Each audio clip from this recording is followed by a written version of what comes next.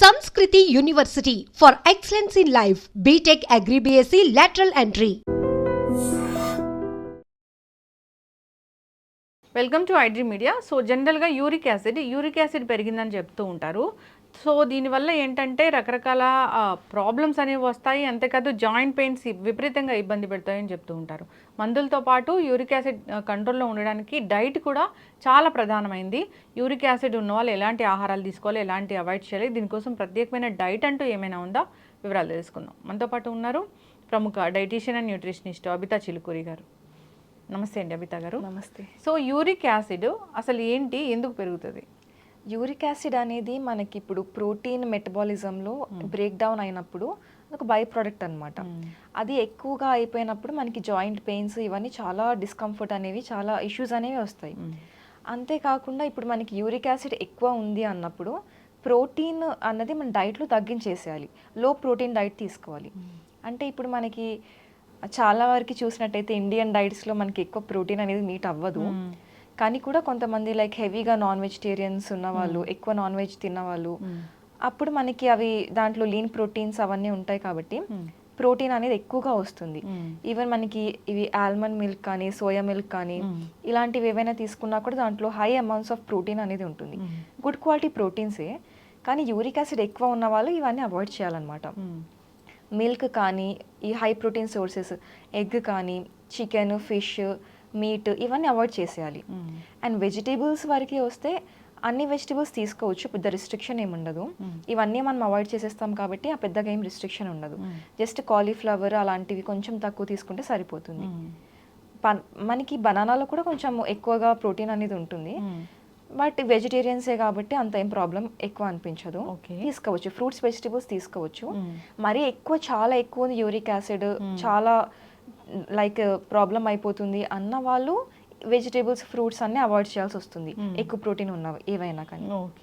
మనకి అంటే వెజిటేబుల్స్ లో కూడా ఎక్కువ ప్రోటీన్ ఉంది. ఎక్కువ అంటే జస్ట్ అది అంటే వాళ్ళకి లెవెల్స్ ఎక్కువ అయిపోయినప్పుడు ఆ ప్రోటీన్ కూడా వాళ్ళకి ఎఫెక్ట్ అవుతుంది. ఇప్పుడు గోంగూర, వంకాయ ఇలాంటివి ఖచ్చితంగా అవాయిడ్ చేయాలి. ఎగ్గు కూడా తినకూడదు, ఎగ్ తినకూడదు, ఇలాంటివి చెప్తూ ఉంటారు కదా. అవును. అంటే ఎగ్లో కూడా మనకి good quality proteins, biological availability అనేది ఎక్కువగా ఉంటుంది. బయో అవైలబిలిటీ ఎక్కువ ఉండడం వల్ల అబ్జార్ప్షన్ కూడా బాగా అవుతుంది ఎగ్లో ఉన్న ప్రోటీన్స్. సో అందుకనే ప్రాబ్లం అవుతుందని ఎగ్ అవాయిడ్ చేయమని చెప్తారు. వెజిటేబుల్స్లో కూడా మనకి కాలీఫ్లవర్ కానీ ఇలాంటివి ఏమైనా ఉంటే ప్రోటీన్ మంచిగా ఉంటుంది దాంట్లో. సో అందుకని కొంచెం అవాయిడ్ చేయమని చెప్తారు. ఇప్పుడు మనకి దాల్స్ ఏవైతే ఉంటాయో ఇవి పప్పులు అన్నీ కూడా హై ప్రోటీన్, అవన్నీ కూడా అవాయిడ్ చేసేయాలి. పప్పు, కందిపప్పు, పెసరపప్పు, మినపప్పు అన్ని పప్పులు అవాయిడ్ చేసేసేయాలి. అన్నిట్లో మంచి క్వాలిటీ ప్రోటీన్స్ ఉంటాయి. ఓకే.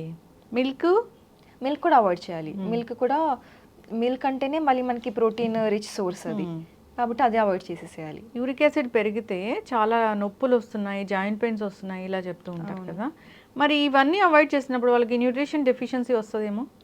అంటే అది లెవెల్ మనకి నార్మల్ అయ్యేంత వరకు ఇవి అవాయిడ్ చేస్తాము.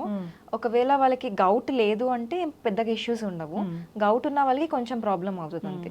గౌట్ లేదు అంటే యూరిక్ యాసిడ్ లెవెల్స్ అన్ని నార్మల్ అయ్యేంత వరకు మనము డైట్ అంతా ఫాలో అయ్యి మెడికేషన్స్ తీసుకొని అయిపోయిన తర్వాత మళ్ళీ రివర్స్ బ్యాక్ చేసుకోవచ్చు, అదేం ప్రాబ్లం. యూరిక్ యాసిడ్ అనేది ఎక్కువగా ఉంది, సో మార్నింగ్ నుంచి ఈవినింగ్ వరకు వాళ్ళ డైట్ ప్లాన్ అనేది ఎట్లా ఉండాలి అసలు? యూరిక్ యాసిడ్ అట్లా మరీ ఎక్కువగా ఉంది అట్లా అనుకున్న వాళ్ళకి డైట్లో మెయిన్గా వాళ్ళు అవాయిడ్ చేయాల్సినవి ఇవన్నీ చాలా ఉంటాయి.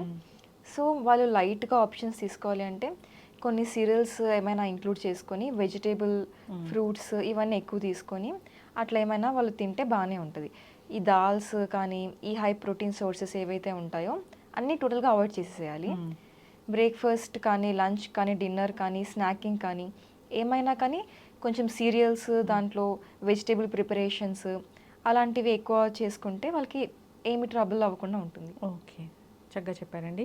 యూరిక్ యాసిడ్ ఉన్న వాళ్ళు ముందు ఆహారం మీదే ఫోకస్ చేయాలి, చాలా డైట్ అనేది మెయింటైన్ చేయాలని చెప్తూ ఉంటారు.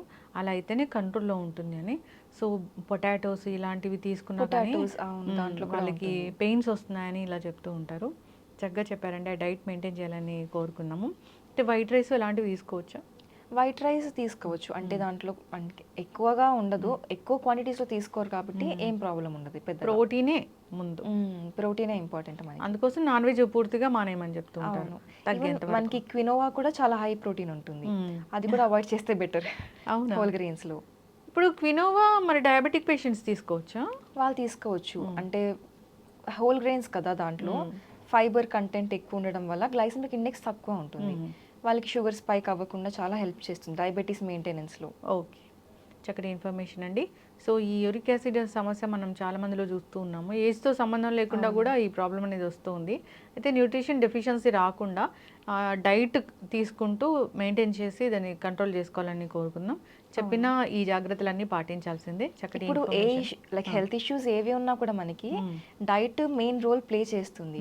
ఎందుకంటే ఇప్పుడు కొన్ని ఇష్యూస్ ఉన్నప్పుడు కొన్ని అవాయిడ్ చేయాలి, కొన్ని తినాలి.